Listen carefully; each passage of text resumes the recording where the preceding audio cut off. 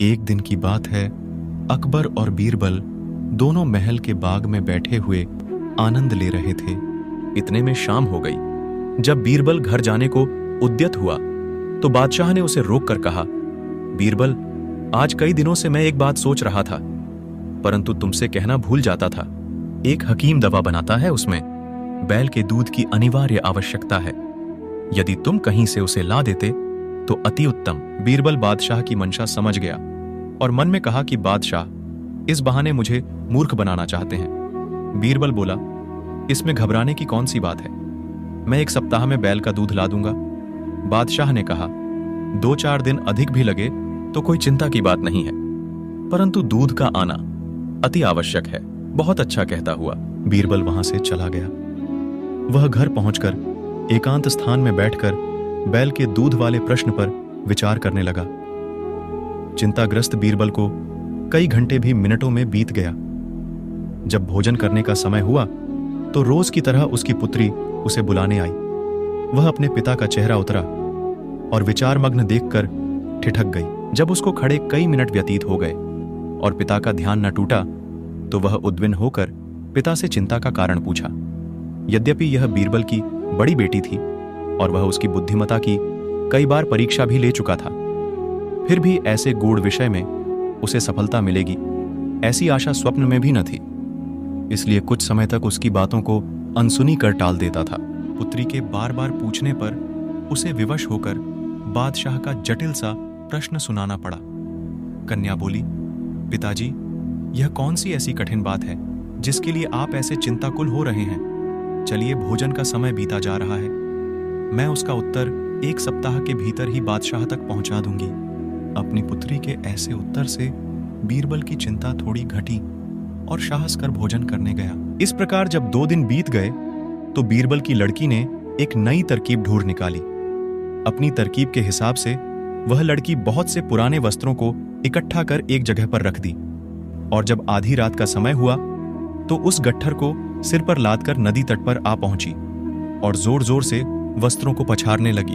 अर्धरात्रि के समय नींद के प्रथम प्रहर में जब कपड़ा धोने की आवाज बादशाह के कानों तक पहुंची तो उसकी निंद्रा भंग हो गई, जिससे अपने पहरेदारों को पुकार कर कहा, देखो, इतनी रात्रि में कौन धोबी कपड़ा धो रहा है, उसे तुरंत पकड़कर मेरे समक्ष प्रस्तुत करो।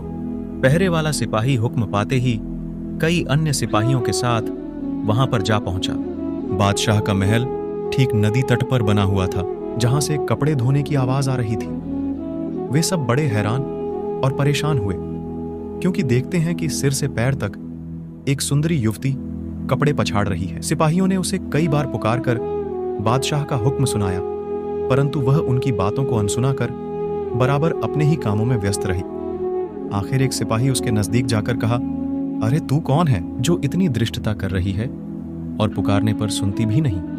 चल, तुझे बादशाह ने बुलाया है।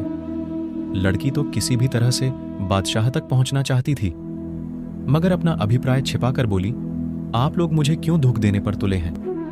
लो, मैं अपने घर चली जाती हूं। सिपाहियों ने कहा, खबरदार, तुम्हारा भला इसी में है कि सीधे हम लोगों के साथ बादशाह के पास चलो।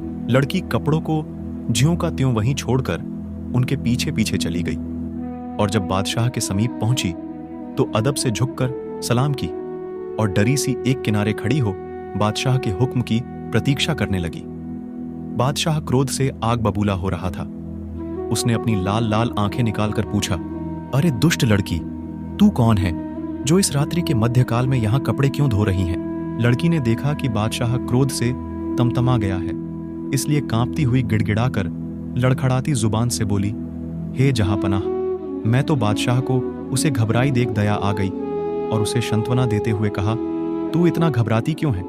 यदि साफ साफ बता दे तो तुझे माफी दी जाएगी, अन्यथा बहुत कष्ट उठाएगी।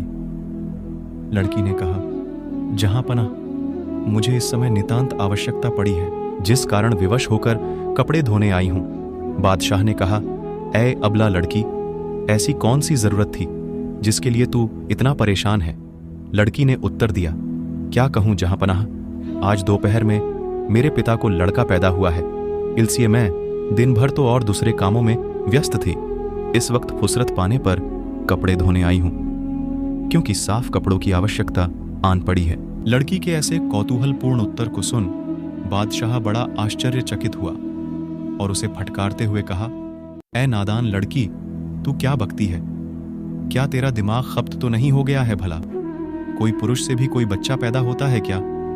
लड़की सुअवसर देखकर विनम्रतापूर्वक बोली, हे जहांपनाह, जब पुरुष को बच्चा नहीं हो सकता तो बैल को दूध कैसे होगा? बादशाह को अपनी कही हुई पहली बात याद आ गई। चकित होकर लड़की से पूछा, क्या तू बीरबल की पुत्री तो नहीं है?